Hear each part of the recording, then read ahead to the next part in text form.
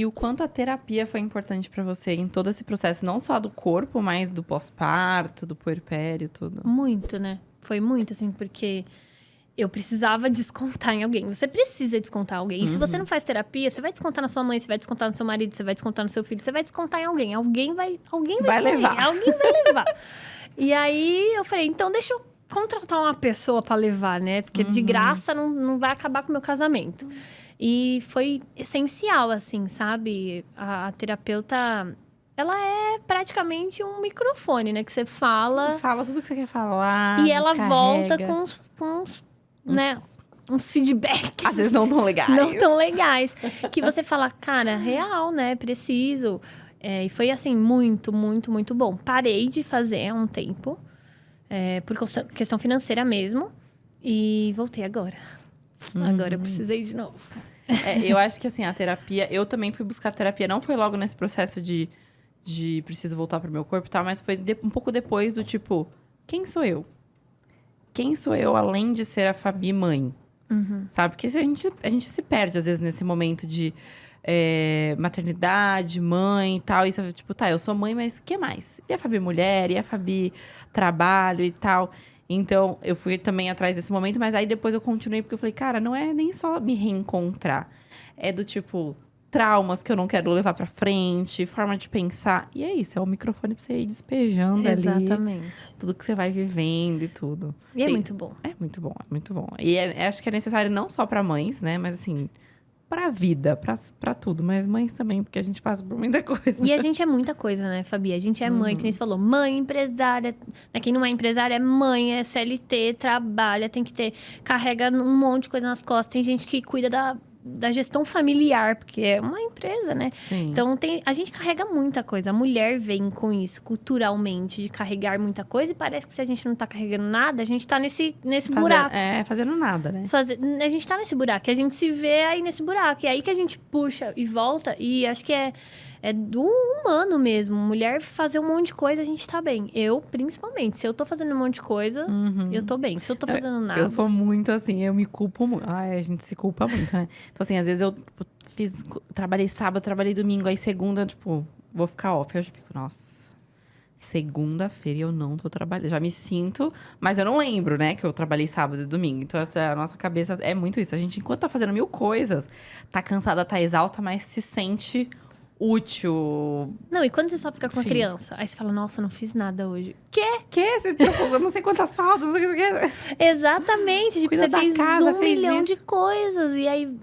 Não é que eu não fiz nada, é que a gente se cobra muito também. A gente se culpa, mas a gente se E a gente cobra se muito também. compara muito também, né? A gente vê, tipo, às vezes uma outra mãe... Ah, mas ela fez isso, isso, isso, e eu não consigo com isso. Cara, mas... Né, a gente quer se comparar o tempo todo, são realidades diferentes. Você tá vendo talvez uma parte também do que ela tá fazendo, você não tá vendo tudo. Então é muito doido, a gente se compara e se cobra muito. Eu adoro postar é uma fotinho, né, que fala assim, 10%, tipo, tudo que acontece no dia, o que você viu e o que você tá achando que é aquela vida daquela pessoa, né? Hoje em dia a gente vive no meio da internet. E a gente acaba mostrando que a gente consegue, né? Até porque se tivesse uma câmera ali 24 horas, não ia ser tão interessante para as pessoas assistirem assim. As pessoas querem ver coisas legais, não coisas ruins. Mas o que fica de residual para quem tá assistindo é que a gente tem uma vida maravilhosa. Que a gente só... E outra, né? Além de a gente só conseguir mostrar uma parte, a gente também pode escolher a parte que a gente vai mostrar. O ângulo que a gente vai mostrar, a edição que a gente vai colocar nisso. E às vezes as pessoas esquecem disso mesmo. Acabam comparando com a própria vida.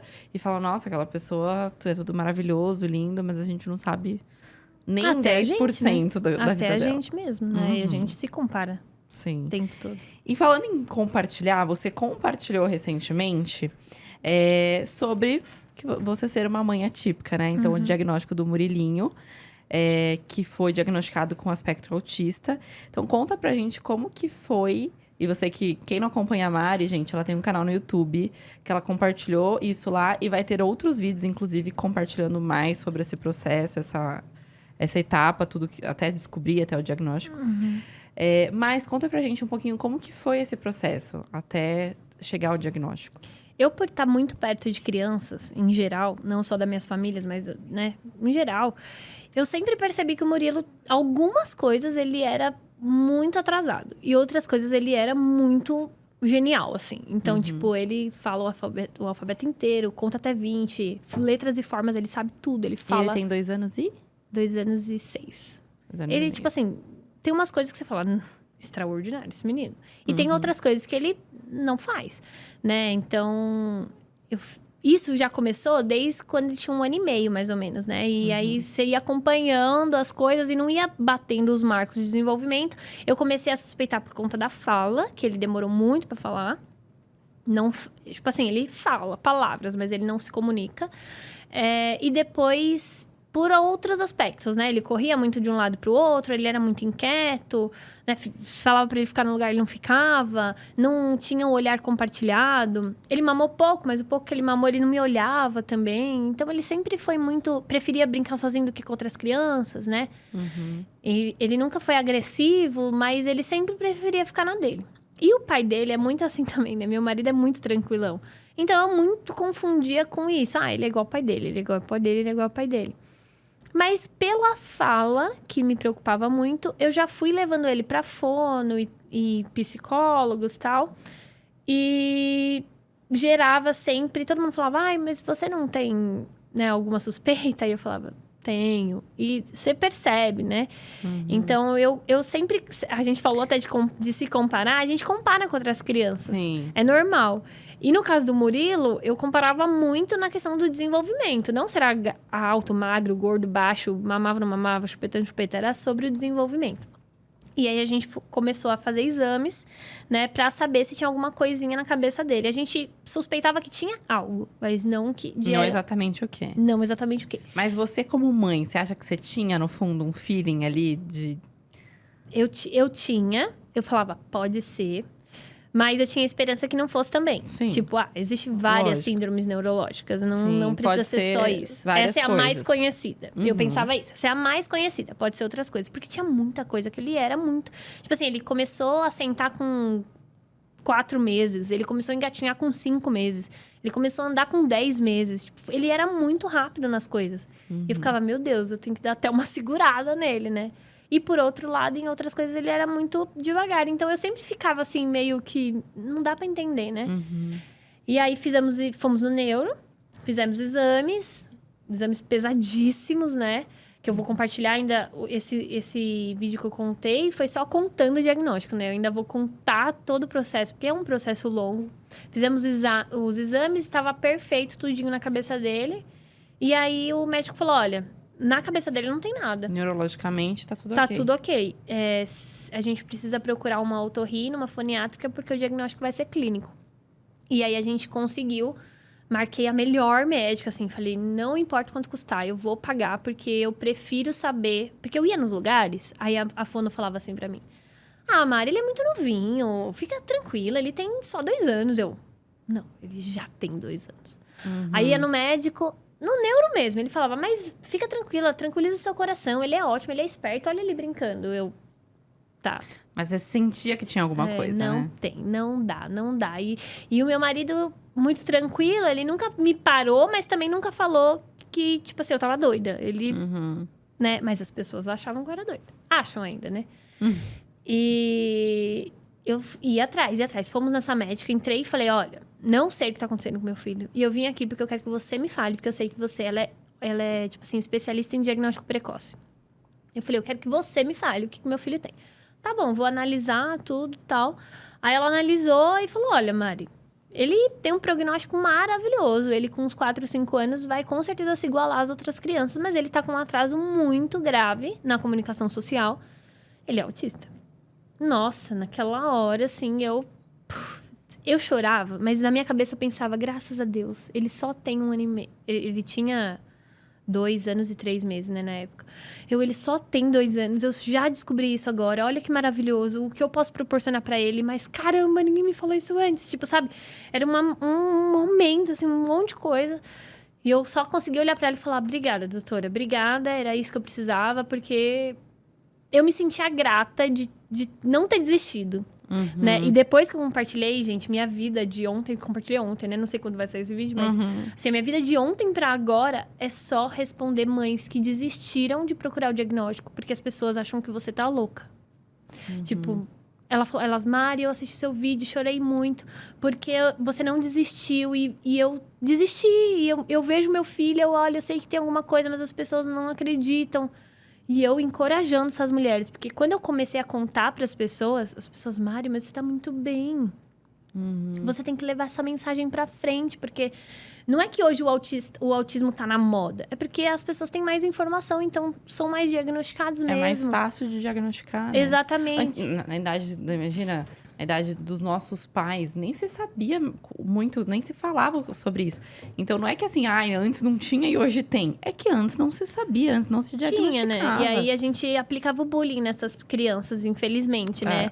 Era, o mais lerdinho da sala, o que não... O antissocial. O antissocial, exatamente. Eles não eram diagnosticados. E hoje são adultos que, muito possivelmente, tomam remédio de ansiedade, que acham que são ansiosos, que lidam com as suas limitações internas de um jeito de... Eu preciso fazer isso porque isso é o certo para a sociedade, mas ele nem sabe por que ele tá fazendo aquilo, né? Porque ele não foi diagnosticado. Tanto que, por conta das crianças autistas, que autismo é genético, estão descobrindo muito adultos autistas, que estão descobrindo o diagnóstico com 30, 40 anos. Por causa do filho, que descobriu do filho, aí faz o exame genético, vê que é genético, vê que é da mãe ou do pai, é do pai. Pai é autista. E aí você vai e coloca ali na ponta do lápis e fala, putz, verdade. Isso. Nossa, as coisas começam a fazer sentido. Exatamente, começam a fazer sentido. Então, meio que ter a conclusão do diagnóstico pra você te trouxe, vou colocar entre muitas aspas aqui, um alívio. No sentido de concluir o que você já desconfiava que poderia ser. A frase que eu pensei na hora e que eu vou te responder agora é muito mais fácil você saber pra onde tá andando do que você caminhar no escuro. Então, pra mim, foi muito mais fácil falar, ótimo, é isso que eu tenho que fazer? Então, beleza, a gente vai fazer. Pra mim, não foi um fardo. Pra mim, eu não culpei Deus. Eu, tipo, por que comigo? Porque tinha que ser assim, entendeu? E se o Murilo me escolheu pra ser mãe dele, é porque eu poderia ser a melhor mãe pra ele e ele poderia ser o meu melhor filho. Então, tipo, eu fiquei muito... É óbvio que não vou ser também tão tola de dizer que não... Lógico, ninguém... Quando você tá grávida, você não imagina, vou ter um filho autista, vou ter um filho com alguma síndrome. Você não imagina isso. Isso é pego de surpresa. Mas eu acho que todo mundo que recebe essa missão e esse dever tem um propósito na vida. E eu tava 1 ano sem fazer vídeo pro YouTube, por conta de tudo isso, de toda essa loucura. Me esqueci uma coisa que é tão legal e que ajuda tantas pessoas e voltei com essa notícia. Porque todo mundo falava, Mari, você tem que passar isso pra frente. As pessoas precisam ver que não é o fim do mundo. As pessoas precisam... É porque você encara de uma forma leve. Sim. E muitas vezes as mães não conseguem encarar dessa forma, né?